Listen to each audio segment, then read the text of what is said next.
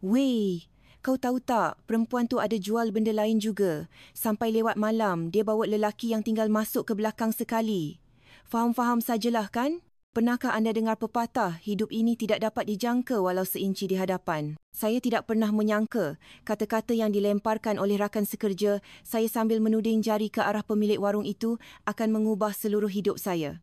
Pada masa itu, saya tidak sedar. Kata-kata itulah yang membuatkan pandangan saya terpaku padanya. Dan sejak hari itu, saya mula mengunjungi warungnya setiap hari. Nama saya Ismail bin Ahmad. Umur saya 67 tahun. Saya seorang buruh binaan atau dalam bahasa kasarnya, kuli. Setiap hari dari subuh hingga senja, saya membanting tulang di tapak pembangunan semula di pinggir Kuala Lumpur, mengangkut besi, pasir dan batu bata untuk mencari rezeki. Isteri saya telah meninggal dunia 5 tahun lalu akibat kanser. Saya ada seorang anak lelaki, tetapi sudah lama kami tidak berhubung. Masing-masing sibuk dengan kehidupan sendiri. Tempat tinggal, saya hanyalah sebuah kabin kontena di tapak binaan. Setiap kali pulang kerja, saya akan makan mi segera sambil menghirup secawan kopi pekat lalu terus tidur. Itulah rutin hidup saya. Hari itu juga sama seperti hari-hari lain. Selepas selesai bekerja, dengan pakaian yang masih basah lencun dengan peluh, saya berjalan menuju ke sebuah warung kecil di lorong yang berdebu. Di sana, ada seorang wanita yang sentiasa mengikat rambutnya dengan kemas, memakai apron, tidak banyak bercakap dan jarang menunjukkan sebarang riak wajah, tetapi pandangan matanya sentiasa hangat. Itulah Puan Aminah binti Abdullah, pemilik warung itu. Ini air tenaga saya belanja. Abang kan dah penat kerja seharian. End of crew. Dengan sebaris ayat itu sahaja, segala kepenatan saya seolah-olah hilang dan hati saya terasa hangat. Hidup saya hanyalah bekerja, makan dan tidur. Pada waktu saya merasakan tiada lagi tempat untuk saya di dunia ini, warung Puan Aminah menjadi satu-satunya ruang yang melayan saya seperti seorang manusia. Setiap hari apabila saya datang sendirian dengan tubuh yang lesu, dia akan menyapa saya dengan senyuman kecil. Nak tegur ke tak ya? Dia ingat aku lagi ke? Hari ni cuba bagi salamlah. Fikiran seperti itu sering bermain di benak saya. Suatu hari, ketika saya sedang berkhayal, Mandur Kasim, ketua kami, menepuk bahu saya dan berkata, "Weh, perempuan tu ada jual benda lain juga. Ada orang nampak dia masuk ke belakang dengan lelaki yang tinggal seorang sampai lewat malam. Kau fahamkan maksud aku?" Tiba-tiba hati saya terasa pedih. Cawan kopi yang saya hendak suakan ke mulut terhenti. Saya mengeling ke arah Puan Aminah. "Apa kau cakap ni? Kau ni masih tak tahu ke? Semua lelaki kat sini tahu. Kalau ada duit, badan dia pun boleh dapat." Jantung saya seakan-akan terhenti. Selama ini Puan Aminah yang saya lihat adalah seorang yang sentiasa rajin dan jujur. Tak mungkin dia melakukan kerja menjual diri pada waktu malam. Saya tidak boleh percaya. Orang macam tu buat kerja macam tu, jangan sebar fitnah tak masuk akal lah. Betul lah, orang kampung semua cakap macam tu. Ovary 5. Saya memandang Puan Aminah sekali lagi. Ada kedutan dalam di sekitar matanya yang kelihatan letih. Namun, penampilannya sentiasa kemas dan sikapnya terhadap pelanggan sentiasa mesra. Saya suka untuk percaya dia melakukan kerja lain pada waktu malam. Tetapi, selepas mendengar khabar angin itu, setiap tingkah lakunya mula kelihatan berbeza di mata saya. Abang dah sampai. Nak kopi O1? Suatu hari, ketika angin petang bertiup sepoi-sepoi bahasa, dia menyapa saya dengan ramah. "Ya, kopi O1 dengan mi goreng." Sebelum mi sampai, saya terus meneguk kopi panas itu sambil memerhati sekeliling. Rakan-rakan sekerja saya yang lain juga sedang minum di meja masing-masing, manakala saya duduk sendirian di sudut. "Kenapa abang selalu minum sorang-sorang? Sesekali bergaullah dengan kawan-kawan kerja kan bagus," katanya sambil meletakkan sepinggan mi goreng panas di hadapan saya. Saya lebih selesa seorang, rasa kekok sikit kalau ramai orang. "Oh, makam tu." "Yalah, masing-masing ada sebab sendiri kan." Saya dapat merasakan kesedihan yang mendalam di matanya, tetapi dia segera sibuk melayan pelanggan lain. Lewat malam, setelah semua pelanggan pulang, hanya tinggal kami berdua. Saya dengan berhati-hati memberanikan diri. "Cik, kalau dah nak tutup kedai, apa kata kita minum bersama malam ni?" Mendengar kata-kata saya, dia terdiam seketika, kemudian memandang saya dan berkata, "Mungkin tak rasa pahit sangat kalau minum berteman." Dia mengambil 2 cawan kertas dan duduk di sebelah saya. Begitulah, buat pertama kalinya, kami minum bersama hanya kami berdua. Waktu macam ni dah tak ada orang datang.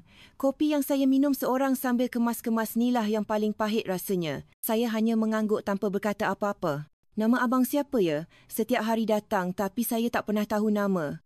Nama saya Ismail, umur 67. Oh, Encik Ismail. Boleh saya panggil macam tu? Saya Aminah. Umur 65. Selepas kami saling memperkenalkan diri, suasana menjadi lebih selesa. Encik Ismail ni pendiam orangnya ya. Datang banyak kali pun, sepatah pun tak bercakap. Tapi, setiap kali Encik Ismail datang, saya rasa gembira. Saya pun macam tu juga. Terima kasih sebab tak pernah tanya kenapa saya selalu datang seorang diri.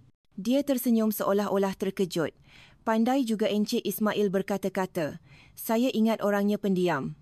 Saya pun manusia. Cuma tak banyak bercakap, tapi banyak benda yang saya nak kongsikan dengan seseorang. Dia minum tanpa berkata-kata untuk seketika dan saya hanya diam sambil menuang air ke dalam cawannya, memerhatikan wajahnya dari sisi. Cik Aminah dah lama berniaga di sini. Ya, dah lebih 5 tahun. Mula-mula ingat nak buat sekejap saja, tapi entah macam mana dah jadi macam ni. Maaf bertanya, suami Cik Aminah. Saya perasan dia sentiasa bekerja seorang diri sehingga lewat malam. Dia menundukkan kepala, terdiam seketika sebelum menghabiskan minumannya dan berkata dengan tenang. Dah lama berpisah. Dah lebih 30 tahun bercerai. Sekarang saya tinggal seorang di flat kos rendah di hujung sana. Saya ada seorang anak perempuan, tapi lepas dia berdikari, dah jarang berhubung. Encik Ismail pula? Saya pun seorang. Isteri dah meninggal dunia 5 tahun lalu sebab kanser. Anak lelaki saya tinggal di Kuala Lumpur. Hari raya pun jarang jumpa. Endus, kami merasakan satu ikatan yang mendalam kerana nasib kami yang serupa. Semakin lama kami berbual, semakin saya dapat melihat dirinya yang sebenar. Namun kata-kata Mandur Kasim terus berlegar-legar di fikiran saya. Saya ingin tahu, tetapi tidak berani bertanya. Ketika perbualan semakin rancak, kata-kata itu terkeluar dari mulut saya tanpa sengaja. Cik Aminah. Orang kata, Cik Aminah ada buat kerja lain waktu malam. Sebelum saya sempat menghabiskan ayat, wajah Puan Aminah terus berubah pucat. Saya nampak tangannya yang sedang memegang cawan mula menggeletar. Ketika itu, barulah saya sedar betapa besarnya kesilapan yang telah saya lakukan. Saya sangka Encik Ismail orang yang berbeza, rupanya sama saja macam yang lain. Suara Puan Aminah menjadi dingin. Bukan macam tu maksud saya. Orang cakap, tolong pergi sekarang. Saya nak tutup kedai. Saya tidak dapat meneruskan kata-kata. Puan Aminah sudah berpaling dan mula membasuh pinggan. Belakangnya kelihatan kaku seperti batu. Saya minta maaf. Saya betul-betul salah. Walau berapa kali pun saya memohon maaf, dia tidak lagi memandang saya. Dengan langkah yang berat, saya meninggalkan warung itu. Keesokan harinya, selepas kerja, saya terus bergegas ke warung. Namun, hanya ada satu nota tertampal. Tutup sementara kerana tidak sihat. Hari berikutnya dan hari-hari seterusnya masih sama. Seminggu berlalu, warung itu masih tidak dibuka. Saya bertanya kepada rakan-rakan sekerja, tetapi tiada siapa yang tahu khabar Puan Aminah. Apa yang saya tahu, dia telah menghilangkan diri disebabkan soalan bodoh yang keluar dari mulut saya. Pada hari ke-10, warung itu masih lagi tertutup. Hati saya pilu memikirkan kemungkinan saya tidak akan dapat bertemu dengannya lagi. Tiba-tiba, saya teringat perbualan kami tempoh hari tentang tempat tinggalnya. Saya tinggal seorang di flat kos rendah di hujung sana. Tanpa berfikir panjang, saya terus menuju ke kawasan itu. Walaupun saya tidak tahu alamat yang tepat atau nombor telefonnya, kaki saya seolah-olah dipandu ke sana. Maaf, tumpang tanya. Kenal tak seorang wanita bernama Aminah, umur dalam lingkungan 60-an, buka warung makan? Setiap orang yang saya tanya memberikan jawapan yang sama, tidak kenal. Matahari sudah terbenam dan malam mula menjelang. Dengan hati yang hampa, saya baru hendak berpatah balik. Encik Ismail? Terdengar suara yang sangat saya kenali dari belakang. Apabila saya berpaling, Puan Aminah sedang berdiri sambil memegang beg barangan dapur. Dengan kardigan merah jambu yang dipakainya, dia kelihatan berbeza berbanding di warung. Lebih feminin dan entah kenapa, kelihatan lebih rapuh. Cik Aminah buat apa di sini? Saya minta maaf. Saya betul-betul minta maaf. Sebab kata-kata saya hari itu, warung tutup lama, saya risau. Kata-kata saya keluar tidak teratur. Puan Aminah memandang saya seketika, kemudian mengeluh. Masuklah dulu. Dah sampai sini, minumlah teh secawan. Begitulah saya pertama kali menjejakkan kaki ke rumah Puan Aminah. Ia sebuah flat kecil dengan 2 bilik tetapi diatur dengan kemas. Cuma, di atas meja ruang tamu, terdapat timbunan bungkusan ubat. Cik Aminah, tak sihat ke? Penyakit lama. Beberapa hari ni pinggang saya sakit sangat sampai tak boleh buka warung, katanya sambil menghidangkan teh. Mengetahui dia tidak dapat membuka warung kerana sakit pinggang membuatkan rasa bersalah saya semakin menebal. Jadi, sebab tu warung tak buka. Saya dah salah faham. Tak apalah, sebenarnya hari tu saya memang terasa sangat dengan kata-kata Encik Ismail. Walaupun saya tutup warung sebab sakit, saya jadi tak ada kekuatan nak buka semula. End of food. Kami duduk berhadapan dalam diam untuk seketika. Puan Aminah mula bersuara. Hari tu saya betul-betul terasa. Dah lebih 5 tahun saya tinggal di sini, tapi orang masih pandang saya macam tu. Siang buka warung, malam jual badan. Mula-mula, saya cuba marah dan jelaskan. Tapi sekarang saya dah penat. Saya minta maaf. Saya terlalu terburu-buru. Tak apa, sebenarnya saya pun pernah buat kerja yang boleh menimbulkan salah faham macam tu. Abai. Saya mengangkat kepala, terkejut dengan pengakuannya. Masa tu, selepas bercerai, saya besarkan anak perempuan seorang diri dan dibebani hutang. Duit hasil warung tak cukup untuk sara hidup. Ada seorang pelanggan tetap tawarkan sesuatu. Dia kata, kalau saya datang ke majlis kawan-kawannya pada waktu malam dan hanya tuangkan minuman, dia akan bayar banyak. Mula-mula saya tolak, tapi yuran sekolah anak tertunggak, jadi saya pergi beberapa kali. Mata Puan Aminah mula bergenang. Itu sahaya. Tak ada apa-apa yang lebih dari itu. Tapi mungkin orang yang nampak tu dah sebarkan khabar angin. Walaupun dah bertahun-tahun saya tak buat kerja tu, orang masih panggil saya perempuan macam tu. Hati saya pedih mendengarnya. Rasa bersalah menyelubungi saya melihat bagaimana pandangan dan salah faham dunia telah melukainya. Habis tu warung macam mana? Cik Aminah nak buka semula. Kena teruskan. Warung tu saya buka guna duit pinjaman. Masih banyak hutang nak kena bayar. Kalau badan dah sihat sikit, saya akan mula balik. Puan Aminah tersenyum pahit. Ubat-ubat tu semua untuk apa? Kesan sampingan akibat dipukul bekas suami. Tulang belakang saya tak elok. Kadang-kadang kalau sakit teruk nak bergerak pun susah. Ada juga ubat kemurungan. Hancur luluh hati saya mendengar kata-katanya.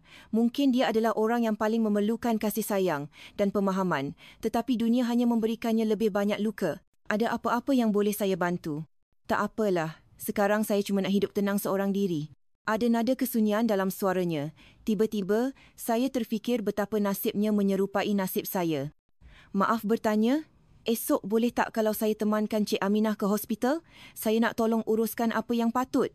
Puan Aminah kelihatan terkejut seketika, kemudian mengangguk. Terima kasih Encik Ismail. Tapi, kenapa Encik Ismail baik sangat dengan saya? Saya sendiri tidak tahu jawapan yang pasti untuk soalan itu. Cuma, kesedihannya terasa seperti kesedihan saya dan saya ingin sekali meringankan penderitaannya. Sebab, ini saja yang mampu saya lakukan. Saya berkata sambil tersenyum. Pandangan mata Puan Aminah kelihatan hangat buat pertama kali setelah sekian lama. Kalau macam tu, esok pagi pukul 9 kita jumpa di sini? Baik, saya pasti datang. Abli Or. Malam itu, dalam perjalanan pulang ke kabin, bintang-bintang di langit kelihatan lebih cerah dari biasa. Keesokan paginya, saya tiba di hadapan flat Puan Aminah 30 minit lebih awal dari waktu yang dijanjikan dengan sebuah bakul buah-buahan kecil di tangan. Semalam, saya perasan tiada sebiji buah pun di rumahnya, jadi saya singgah di pasaraya untuk membelinya. Tepat pada masanya, Puan Aminah keluar. Dengan solekan nipis, penampilannya kelihatan jauh lebih anggun berbanding di warung. Awalnya sampai, dah lama tunggu. Tak adalah, baru je sampai. Ini hadiah kecil. Apabila saya menghulurkan bakul buah itu, Puan Aminah kelihatan terkejut. Tak payahlah susah-susah beli semua ni. Saya rasa buah-buahan segar lebih baik daripada makan ubat saja. Puan Aminah teragak-agak seketika sebelum menerima bakul itu. Hujung matanya kelihatan sedikit kemerahan. Terima kasih. Dah lama saya tak terima hadiah. Kami menaiki teksi ke hospital di pusat bandar Kuala Lumpur. Sementara menunggu giliran, Puan Aminah mula menceritakan sedikit sebanyak tentang hidupnya. Saya kahwin masa umur awal 20-an. Suami saya nampak baik di luar, tapi di rumah dia orang lain. Setiap kali minum, dia akan buka tali pinggang dan pukul saya berjam-jam. Saya tahan lebih 10 tahun demi anak perempuan saya. Macam mana Cik Aminah boleh terlepas? Satu hari saya dihantar ke hospital. Suami saya mabuk dan tolak saya dari tangga. Doktor di situ yang laporkan pada polis dan seorang kaunselor bantu saya untuk bercerai. Macam itulah saya dapat keluar. Pasti Cik Aminah sangat menderita. Tapi saya bersyukur dapat selamatkan anak saya. Saya hidup hanya untuk dia. Walaupun susah, saya hantar dia sampai ke universiti. Suara Puan Aminah bergetar. Kenapa sekarang dah tak berhubung? Dia dah ada teman lelaki dan teman lelakinya tak suka saya. Mungkin dia dah dengar khabar angin tentang saya. Lama-kelamaan, dia makin jarang hubungi saya, sekarang hari raya pun tak balik. Ada kesedihan yang mendalam di mata Puan Aminah ketika bercerita tentang anaknya. Saya teringat akan anak lelaki saya. Selepas isteri saya meninggal, hubungan saya dengan anak juga semakin renggang. Nasib kami terlalu serupa. Semasa Puan Aminah diperiksa di dalam bilik rawatan, saya menunggu di luar. Doktor mengatakan masalah cakera teranjak slip disk di tulang belakangnya agak serius dan menyarankan pembedahan. Mendengar itu, wajah Puan Aminah menjadi pucat. Berapa agaknya kos pembedahan tu, doktor? Mendengar jumlah yang disebutkan doktor, Puan Aminah hanya mampu mengangguk. Tetapi riak wajahnya ketika keluar dari hospital jelas menunjukkan keputusasaan. Cik Aminah okey? Ya, buat masa sekarang tak mampu nak buat pembedahan. Kena bertahan dengan ubat dululah. Hati saya sakit mendengar kata-katanya. Tiba-tiba, saya teringat akan sedikit wang simpanan di dalam akaun bank saya. Saya terfikir untuk membantunya, tetapi risau jika tawaran itu akan melukai maruahnya. Jadi, saya memikirkan cara lain yang boleh saya lakukan. Malam ni boleh tak saya masakkan makan malam? Saya tak pandai masak, tapi sup ayam saya boleh tahan.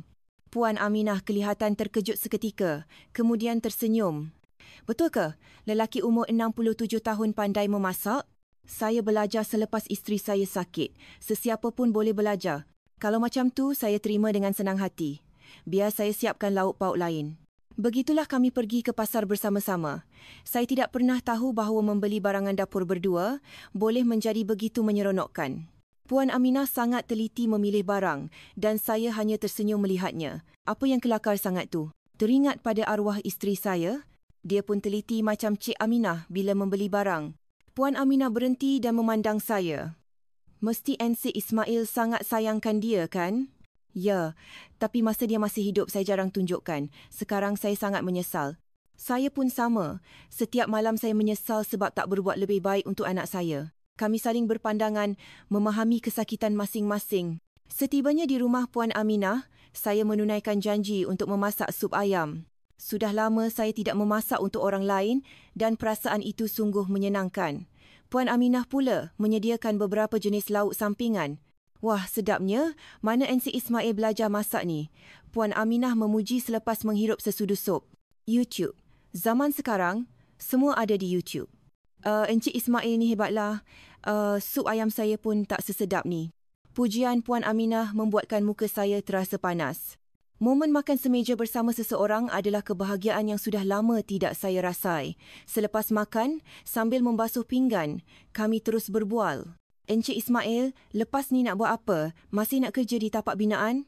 Selagi badan sihat, kenalah kerja. Saya tak ada kemahiran lain. Bukan maksud saya tak ada rancangan untuk bersara ke. Umur macam ni dah patut berehat. Soalan itu tidak pernah saya fikirkan secara serius. Saya terlalu sibuk meneruskan hidup dari hari ke hari. Tiada masa untuk merancang masa depan. Rancangan tak ada apa-apa yang istimewa. Kerja selagi boleh. Bila dah tak larat, baru fikir. Saya pun sama. Nak bertahan setiap hari pun dah susah. Apatah lagi nak merancang masa depan. Perbualan kami berterusan dan kami semakin membuka hati antara satu sama lain. Tanpa sedar, hari sudah gelap. Dah lewat ni, saya kena balik. Terima kasih untuk hari ni. Saya yang patut berterima kasih. Dah lama saya tak luangkan masa dengan orang lain. Seronok sangat. Mendengar kata-kata Puan Aminah, saya memberanikan diri. Kalau esok Cik Aminah ada masa, kita pergi jalan-jalan di taman nak. Duduk di rumah saja nanti bosan. Puan Aminah berfikir sejenak kemudian tersenyum. Boleh juga. Esok kita jumpa di taman ya. Pertemuan kami yang bermula dari situ berlanjutan secara semula jadi setiap hari. Pagi kami berjalan-jalan di taman. Kadang-kadang kami ke pasar bersama. Kemahiran memasak Puan Aminah memang luar biasa. Bakatnya sebagai pemilik warung jelas terserlah. Encik Ismail, cuba rasa ni ketan masak cili yang saya buat khas. Wah, ini lagi sedap dari kedai. Betul ke? Puji lebih-lebih pula. Tak, saya cakap betul. Dengan bakat macam ni, kenapa buka warung kecil saja? Pandangan Puan Aminah menjadi sedikit suram. Tak ada peluang, badan pun sakit lepas tu pandangan orang. Hati saya pedih mendengarnya. Saya sedar betapa prejudis dunia boleh menghalang impian dan potensi seseorang. Satu hari nanti, peluang akan datang. Dengan kemahiran memasak Cik Aminah ni, di mana-mana pun boleh berjaya. Sekarang ni saya dah tak impikan semua tu. Cukup sekadar dapat hidup bahagia. Ada nada pasrah dalam suaranya. Kira-kira sebulan kemudian, saya mendapat berita yang tidak dijangka di tapak binaan. Projek akan tamat lebih awal dan semua buruh binaan perlu berhenti kerja dalam masa 2 minggu. Ismail, lepas ni kau nak ke mana? Tanya salah seorang rakan saya. Mazi fikir lagi. Sebenarnya di dalam hati saya sudah membuat keputusan. Saya tidak boleh meninggalkan Puan Aminah. Masa yang dihabiskan bersamanya telah memberi makna baru dalam hidup saya. Petang itu, saya sampaikan berita itu kepada Puan Aminah. Projek dah nak habis. 2 minggu lagi, semua pekerja kena berhenti. Riak wajah Puan Aminah serta-merta berubah. Jadi, Encik Ismail akan ke tapak binaan lain? Pergi jauh? Sebenarnya, saya nak tinggal di sini. Di sini? Tapi tak ada kerja. Saya akan cuba cari kerja lain. Mesti ada kerja yang sesuai untuk orang umur macam saya. Puan Aminah memandang saya tanpa berkata-kata. Matanya mula bergenang. Kenapa Encik Ismail nak tinggal di sini? Saya memberanikan diri untuk meluahkan isi hati saya. Sebab Cik Aminah ada di sini. Mendengar itu, air mata Puan Aminah mengalir. Tanpa sedar, saya memegang tangannya. Terasa hangat. Ini pertama kali saya cakap macam ni. Tak sangka di usia lebih 60 tahun, saya akan rasa perasaan macam ni. Tapi, selepas bertemu Cik Aminah, hidup saya seolah-olah kembali berbunga. Puan Aminah menunduk sambil teresak-esak. Saya pun sangat bahagia bila Encik Ismail ada di sisi. Tapi saya risau, apa pula kata orang nanti? Biarlah apa orang nak kata. Kebahagiaan kita lebih penting kan? Puan Aminah mengangkat kepala dan memandang saya. Saya dapat melihat perasaan teruja dan takut bercampur baur di matanya. Kita akan okey, Ki? Ya, selagi kita bersama, kita akan okey. Saya janji. Malam itu, kami berpegangan tangan sambil menatap bintang di langit. Ia adalah saat di mana dua insan yang telah lama hidup bersendirian kini bersandar antara satu sama lain mengimpikan permulaan yang baru. Selepas projek tamat, nasib menyebelahi saya. Saya mendapat kerja sambilan di sebuah kedai runcit berhampiran flat Puan Aminah. Gajinya tidak seberapa, tetapi cukuplah asalkan saya dapat bersama dengannya. Dengan meluangkan masa bersama, kesihatan Puan Aminah juga beransur pulih. Kami berjalan-jalan setiap hari dan saya mengajarnya senaman regangan mudah yang saya pelajari. Sakit pinggangnya juga semakin berkurangan. Encik Ismail, sakit pinggang saya dah kurang banyak sekarang. Itu semua sebab Cik Aminah rajin bersenam. Doktor pun kata senaman penting untuk kuatkan badan sebelum pembedahan. Tapi kalau seorang diri saya tak mungkin serajin ni. Ini semua sebab Encik Ismail yang selalu ingatkan saya. Kata-kata Puan Aminah menghangatkan hati saya. Begini rupanya perasaan diperlukan oleh seseorang. Beberapa bulan kemudian, saya membuat satu keputusan besar. Saya akan meluahkan perasaan saya secara rasmi kepada Puan Aminah. Walaupun kami bertemu di usia senja, saya ingin menghabiskan sisa hidup saya bersamanya. Petang itu, sambil berjalan-jalan di taman tepi tasik, saya memberanikan diri. Aminah, jom kita habiskan sisa hidup kita bersama. Saya tahu saya banyak kekurangan, tapi saya nak bahagiakan awak. Puan Aminah memandang saya dengan riak terkejut. Encik Ismail, betul ke ni? Ya, saya ikhlas. Mungkin kedengaran kelakar luahan perasaan di usia macam ni, tapi sebelum saya sempat menghabiskan ayat, Puan Aminah menggenggam tangan saya erat. Tak kelakar, ini saat paling bahagia dalam hidup saya. Begitulah kami mula tinggal bersama di flat Puan Aminah. Tetapi, dunia seakan tidak merestui kebahagiaan kami. Suatu hari, satu panggilan telefon masuk. Ia daripada anak saya, Zikri. Ayah, betul ke kabar angin tu? Ayah tinggal dengan seorang perempuan sekarang. Suara anak saya penuh dengan kemarahan. Zikri, ibu kamu dah meninggal lebih 5 tahun. Kamu ingat ayah akan hidup seorang diri selamanya. Tapi ayah, perempuan tu ada khabar angin tak baik. Jiran-jiran kat kampung semua dah cerita. Macam mana ayah nak hadap kubur mak nanti? Kata-kata itu membuatkan saya marah. Aminah tu orang baik. Khabar angin tu cuma khabar angin. Kalau kamu jumpa dia, kamu akan tahu. Zikri tak nak jumpa. Kalau ayah nak hidup macam tu, Zikri tak akan jejak kaki jumpa ayah lagi. Panggilan telefon itu berakhir begitu sahaja. Hati saya pedih memikirkan hubungan dengan anak akan terputus, tetapi saya tidak boleh melepaskan Puan Aminah. Kami telah menjadi terlalu penting antara satu sama lain. Seminggu kemudian, ketika Puan Aminah keluar membeli barang, Zikri datang ke rumah. Ayah, tolonglah fikir sekali lagi. Kalau ayah tinggalkan perempuan tu, saya akan jaga ayah. Jom pindah ke Kuala Lumpur. Hati ayah dah tetap. Aminah dah beri ayah kehidupan baru. Kamu tak kenal dia. Tak perlu kenal. Orang dah cakap macam-macam, apa lagi yang nak tahu dengan perempuan jual badan. Diam. Jangan cakap sebarangan kalau tak tahu apa-apa. Suara saya meninggi. Zikri memandang saya dengan riak terkejut. Jadi, perempuan tu lebih penting dari mak. Jangan bandingkan Aminah dengan mak kamu. Dua-dua orang penting dalam hidup ayah. Pilih, perempuan tu atau saya? Zikri bertanya dengan tegas. Zikri, kenapa perlu paksa ayah memilih? Kamu berdua boleh jadi keluarga ayah. Mustahil. Saya tak boleh terima perempuan macam tu dalam keluarga saya. Ini satu pengkhianatan pada mak. Hati saya bagai dirobek, tetapi akhirnya saya berkata, baiklah, ayah hormat pilihan kamu, tapi ayah harap kamu juga hormat pilihan ayah.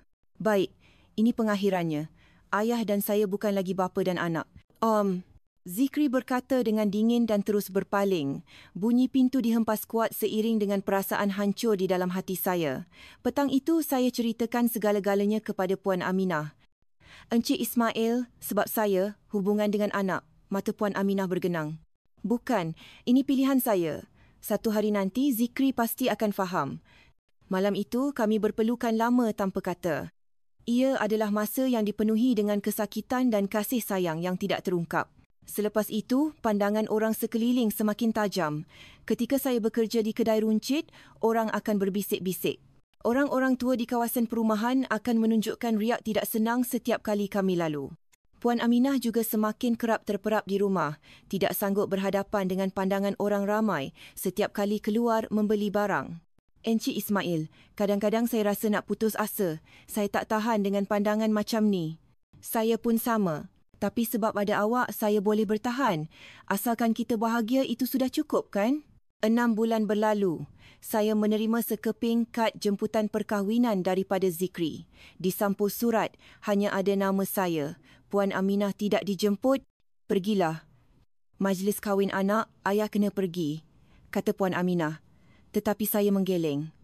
Kalau awak tak boleh pergi bersama saya pun tak akan pergi. Pada hari perkahwinan anak saya, kami hanya berada di rumah. Hati saya pedih kerana tidak dapat memberi restu sebagai seorang bapa. Tetapi sambil memegang tangan Puan Aminah, saya sedar sekali lagi, inilah pilihan yang telah saya buat. Sejak hari itu, kami membuat keputusan. Kami akan meninggalkan tempat ini dan memulakan hidup baru di tempat lain. Encik Ismail, jom kita pindah ke sebuah kampung di tepi pantai Terengganu. Dulu masa muda saya pernah pergi, tempat tu cantik sangat. Kita cari rumah kecil di sana dan hidup tenang. Saya bersetuju dengan cadangan Puan Aminah. Dengan wang persaraan saya dan simpanan Puan Aminah, kami berjaya membeli sebuah rumah kecil, sebuah kampung kecil yang menghadap laut. Di tengah-tengah orang yang tidak kami kenali, kami memulakan hidup baru. 6 bulan selepas berpindah, kami bercucuk tanam di kebun kecil dan berjalan-jalan di tepi pantai setiap hari, hidup dengan aman. Kesihatan Puan Aminah juga semakin baik. Paling penting, di tempat di mana tiada siapa yang tahu tentang masa lalu kami dapat hidup sebagai pasangan tua yang normal. Encik Ismail tak menyesal ke? Sebab saya, Encik Ismail jauh dengan anak. Puan Aminah bertanya sambil kami memandang laut di waktu senja. Langsung tak? Dah bahagia macam ni? Apa yang nak dikesalkan?